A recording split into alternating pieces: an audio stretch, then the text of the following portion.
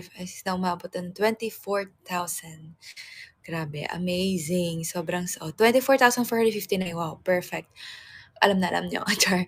Pero grabe, sobrang iba yung feeling, grabe yung sigawan, grabe yung experience kasi yun yung first time ba? Actually, hindi ko naman first time na na-experience yung gano'ng yung talagang wala na akong naririnig, yung grabe yung yung intense na game. Kasi nung sa Kurashiki, gano'n din naman, 'di ba?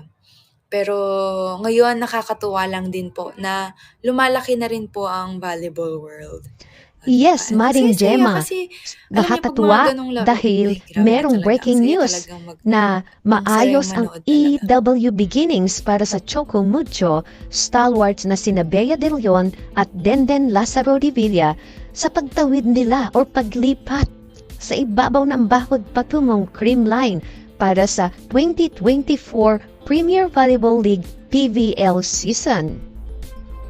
Hindi magtatagal ay muling magsasama-sama ang dating Flying Titans pair kina Alyssa Valdez at Ella De Jesus na pawang bahagi ng UAAP Season 77 title winning squad ng Ateneo na kumpleto ang 16 games tournament sweep.